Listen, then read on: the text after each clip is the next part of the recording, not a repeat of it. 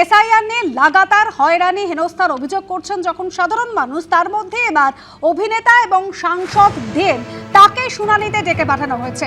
শুনানির নোটিশ পেয়েছেন দেবের পরিবারের আরও 3 জন সদস্য।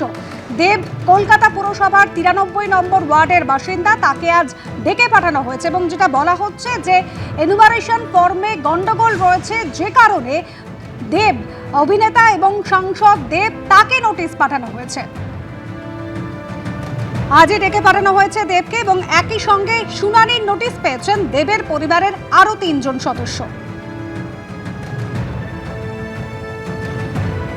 এসআইআর শুনানি পর্ব চলছে। সাধারণ মানুষরা তারা বিভিন্ন জায়গায় অভিযোগ করছেন শুনানিতে হয়রানি করা হচ্ছে, আর এর মধ্যেই অভিনেতা এবং সাংসদ দেবকে ডেকে পাঠানো হয়েছে। এর আগেও আমরা দেখেছি একাধিক ব্যক্তিত্ব, যারা এমিনেন্ট পার্সন, তাদেরকে ডেকে পাঠানো হয়েছে, আর এবার দেবকে শুনানির ডাক। বিজেপি সাংসদ সুকান্ত মজুমদার দেবকে ডেকে পাঠানো নিয়ে কি বলেছেন শোনাব। দেব কেন নোটিশ পাবে না, এটা এই জিনিসটা আপনি আমাকে বুঝিয়ে বলুন তো।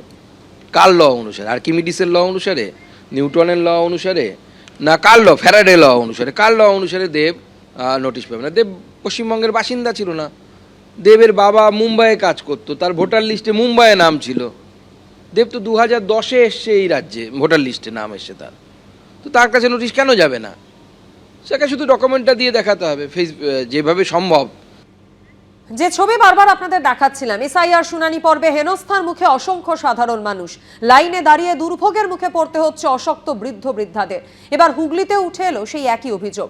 অন্যদিকে গলসির কাঁকসায় বৈধ নথি জমা দেওয়ার পরেও এসআইআর এর শুনানিতে ডাকা হচ্ছে বলে অভিযোগ সামনে এসেছে, আর এই অভিযোগ সামনে আসতেই তুঙ্গে উঠেছে রাজনৈতিক চর্চা। এসআইআর এর শুনানিতে গিয়ে চরম ভোগান্তির অভিযোগ উঠে আসছে বিভিন্ন জেলায়। শুনানিতে গিয়ে বয়স্কদেরও হেনস্থার মুখে পড়তে হচ্ছে বলে অভিযোগ উঠেছে। হুগলির চুঁচুড়ায় অশক্ত শরীরে এসআইআর এর শুনানিতে হাজিরা দিতে দেখা গেল এক প্রবীণ নাগরিককে। ইনি 77 বছর বয়সী শিখা মিত্র। হুগলি চুঁচুড়া পৌরসভার 12 নম্বর ওয়ার্ডের বাসিন্দা। 2 বুথে নাম থাকায় শুনানিতে ডাকা হয়েছে তাকে। অশক্ত শরীরে বৃদ্ধ স্বামীকে নিয়ে হাজির হয়েছেন তিনি। যোগাযোগ করে বলেছে 2:30 অব্দি থাকবো, আপনি কিন্তু তার মধ্যে ঢুকবেন। প্রচন্ড কষ্ট, বিরক্ত হচ্ছি, সবচেয়ে বড় কথা। এর থেকে বিরক্ত জীবনে কোনো কিছু তো হয়নি, কিন্তু তবু আসতে হলো, কারণ তারা থ্রেট দিয়ে রেখেছেন ব্যাংক অ্যাকাউন্ট বন্ধ হয়ে যাবে, পেনশন বন্ধ হয়ে যাবে। গলসি বিধানসভার কাকসার জাজগড়িয়ায় বৈধ নথি জমা দেবার পরও অনেককে শুনানিতে ডাকা হচ্ছে বলে অভিযোগ উঠেছে। অনেকের দাবি 2002-এর ভোটার তালিকায় নাম ছিল, এনুমারেশন ফর্ম ফিল আপ করেছেন, তারপরও শুনানির ডাক এসেছে। কতবার করে মানুষ খেটে খাওয়া মানুষ দৌড়ে বেড়াবে, মানে কিছু না কিছু কি পেয়েছে কি এটা আমাদেরকে নিয়ে গরিবদের আপনার অত্যাচারে গেল। নাম আছে, বাবার নাম আছে, পর্যন্ত মায়ের নাম আছে, শুধু হ্যারাসমেন্ট। এখানে সব কিছুই আছে, 2500 আছে, 2000-ও আছে, সমস্ত কাগজপত্র রেডি আছে।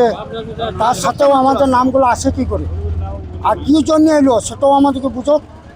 সেখানে এখানে আসো, আমরা ধরুন পানা করে, আমাদের গাড়ি নাই, ঘোড়া নাই, কি করে যাবো? হেঁটে হেঁটে যাবো। এই অভিযোগ ঘিরে তুঙ্গে উঠেছে শাসক বিরোধী চর্চা। এর ফলে যেভাবে লক্ষ লক্ষ নাম বাদ যাচ্ছে, বাংলাদেশি, রোহিঙ্গা, অনুপ্রবেশকারী, মৃত ভোটার, 4 জায়গা নাম আছে ভোটার, দেখে আতঙ্কিত কথা বলছেন। এমনই অদ্ভুত এদের আচরণ। এই বিজেপি শাসিত কেন্দ্রীয় সরকারের মনোনীত নির্বাচন কমিশন লাগাতার চেষ্টা করে যাচ্ছে বিজেপির নেতাদের উদ্ধৃত যত সংখ্যা বাদ দেওয়ার নিদান দিয়েছেন ওনারা। তার প্রথম নজির আমরা দেখেছি দুর্গাপুরের বুকে, যারা 2002-এর তালিকাভুক্ত যেসব নির্বাচক ছিলেন তাদের নাম বাদ দিয়ে পোর্টালে তোলা হয়েছে। সব মিলিয়ে এসআইআর এর শুনানি পর্ব ঘিরে বিতর্ক ক্রমেই তুঙ্গে উঠেছে।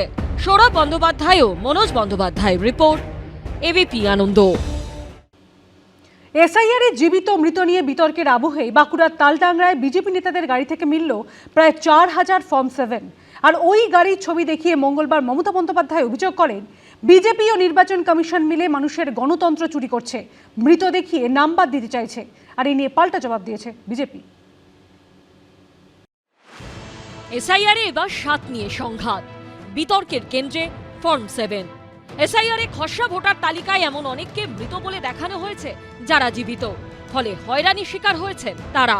এসআইআর এ জীবিত মৃত নিয়ে এই বিতর্কের আবহেই এই দিন বাঁকুড়ার তালডাংরায় বিজেপি নেতাদের গাড়ি থেকে মিলল প্রায় 4000 ফর্ম 7।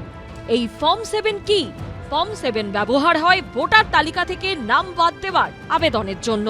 সূত্রের খবর, ফর্মগুলিতে জেলার বিভিন্ন এলাকার ভোটারদের নাম ও ব্যক্তিগত তথ্য আগে থেকেই পূরণ করা ছিল, যার অধিকাংশই তালডাংরা বিধানসভা কেন্দ্রের। ফর্ম সহ ওই গাড়িটিকে আটকান তৃণমূলের কয়েকজন কর্মী। পুলিশ সূত্রে খবর, গাড়িটিতে 5 বিজেপি কর্মী ছিলেন। ঘটনাস্থল থেকে 2 জনকে আটক করা হয়েছে, বাকি 3 জন পালিয়ে যান। বাজেয়াপ্ত করা হয়েছে ফর্মগুলি। এদিন ওই গাড়ির ছবি দেখে মমতা বন্দ্যোপাধ্যায় অভিযোগ করেন, বিজেপি ও নির্বাচন কমিশন মিলে মানুষের গণতন্ত্র চুরি করছে, মৃত দেখিয়ে নাম বাদ দিতে চাইছে। একটা গাড়ির ভেতরে 9-10 হাজার ফর্ম নিয়ে গেছে, সব ডিলিট করার জন্য, জেনুইন ভোটারদের নাম। সব বিজেপির এজেন্সি করছে, ফাইলের পর ফাইল, বস্তায় বস্তায় কাগজ। এগুলো মানুষের অধিকার চুরি নয়, তথ্য চুরি করছে, অধিকার চুরি করছে, গণতন্ত্র চুরি করছে, মানুষকে বাঁচতে দিচ্ছে না, জীবিত মানুষকে মৃত বলে দিচ্ছে। ফর্ম 7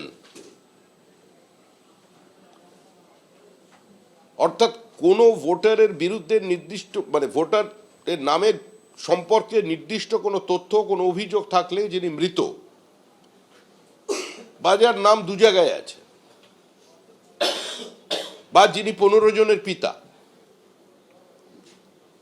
বা যিনি 15 বছরের দিন সন্তানের পিতা, এ ধরনের নাম যদি কোনো জায়গায় থাকে, তো স্বাভাবিকভাবেই একটা সচেতন নাগরিক হিসেবে তিনি তার বিরোধিতা করবেন, এবং রাজনৈতিক দল হিসেবে আমরা সেটা করতে যাচ্ছি। বিজেপির সমালোচনা করে এক্স স্যান্ডেলে টিএমসির পক্ষ থেকে লেখা হয়েছে, খুবই উদ্বেগজনক। বিজেপি নেতা, দলের সদস্য এবং সংশ্লিষ্ট বুথ স্তরের এজেন্টরা এসটিও এবং ডিএমদের অফিসে হামলা চালাচ্ছে এবং ভোটার তালিকা থেকে গণহারে নাম বাদ দেওয়ার জন্য বিপুল সংখ্যক ফর্ম 7 জমা দিতে ইআরও এবং এই আরওদের উপর চাপ সৃষ্টি করছে। বিহার ও ঝাড়খণ্ডের মতো রাজ্য থেকে লোকজনকে নিয়ে আসা হচ্ছে এবং হাজার হাজার ফর্ম গাড়িতে ভরে একবারে জমা দেওয়া হচ্ছে। আমি পরিষ্কার বলছি, একসাথে এক ঝাঁক নিয়ে যাওয়া মানে এটা অবৈধ। পুলিশের কাছে এবং বিডিওদের কাছে, বিএলও, এসডিও, ইআরও সবাইকে বলবো, আইন মেনে কাজ করুন, ভয় পাওয়ার কোনো কারণ নেই।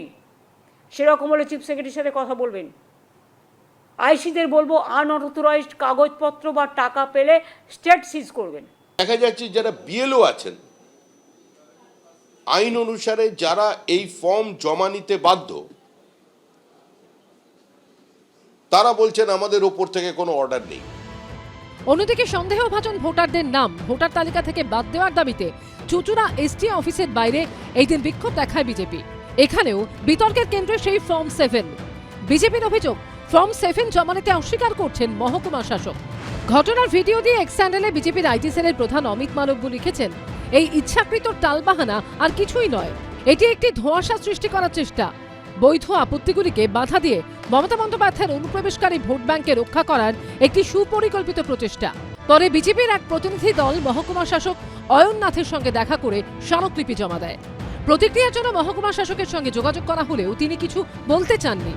একই অভিযোগ উঠেছে দুর্গাপুরেও। বিজেপির অভিযোগ, দুর্গাপুর পূর্ব ও দুর্গাপুর পশ্চিম 2 বিধানসভা এলাকার প্রায় 300 জন ভুয়ো ভোটারের নাম বাদ দেওয়ার জন্য 7 নম্বর ফর্ম জমা দিতে এলেও তা নেওয়া হয়নি।